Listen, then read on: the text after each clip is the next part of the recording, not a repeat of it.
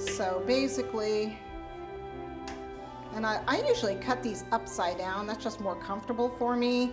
I'll actually flip it over and cut it the other way. I'll show you. For some reason, this is just more comfortable for me. This is the way I cut, which is kind of bizarre. It's upside down. Normally people cut it this way. I don't know, just weird.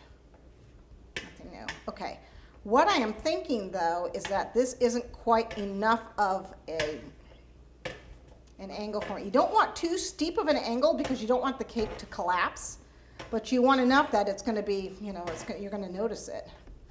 So let's look at this. Let's turn it over and look at it and see how it looks and see if it goes in enough. It's not quite, it doesn't quite come in enough, so I'm actually going to cut it a little bit more. I'm going to take the board off and I'm actually going to carve it just a little bit more. Just using my eyeballs. Again, if you want, just cut that board smaller and do it that way, but I'm just going to eyeball it. I just do cut a little bit at a time, and then I'll twirl it to make sure that I did it evenly. And you'll notice I don't do it evenly at first, but I'll even it up before I'm done.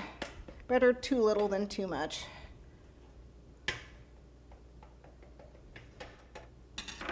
And then you come down eye level, turn it around.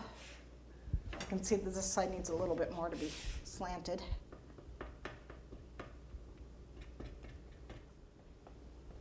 Just keep carving it away until you get it slanted the way you want. Really important to get it down to eye level and to turn it. Okay, so let's look at this. So this is what it's going to look like when we're done. Oh, got a little piece off here. It's all right. So I can actually put this on and say, does that tilt in enough? Do I like it? I'm going to take just a teeny bit more off. Don't worry about the crumbs.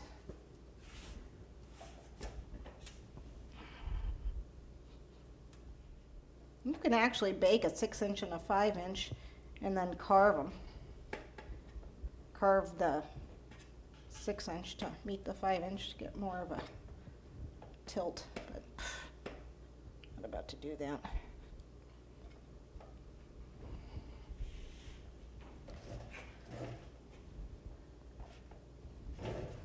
Let's see where I need it. I can see it. Okay, yeah, that looks pretty much how I want it.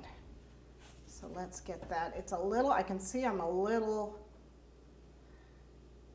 yeah, a little, it looks like I'm a little uneven on the top. That looks good. Good, all right, we're there. Let's get rid of the crumbs. And we got a lot of crumbs.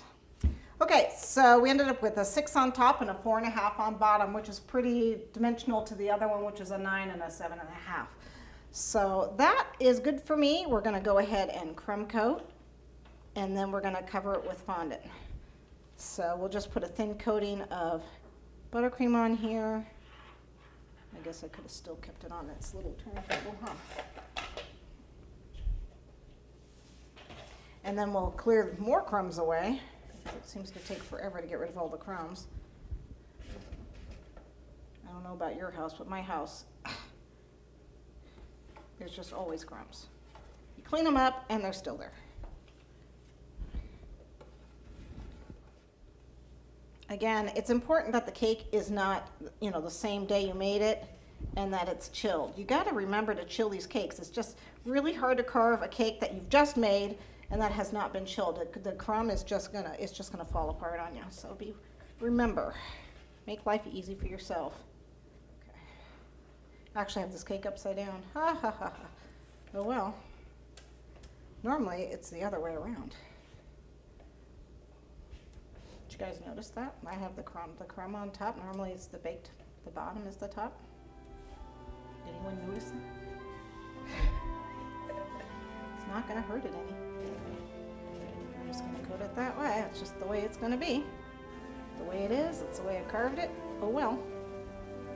I need to trim it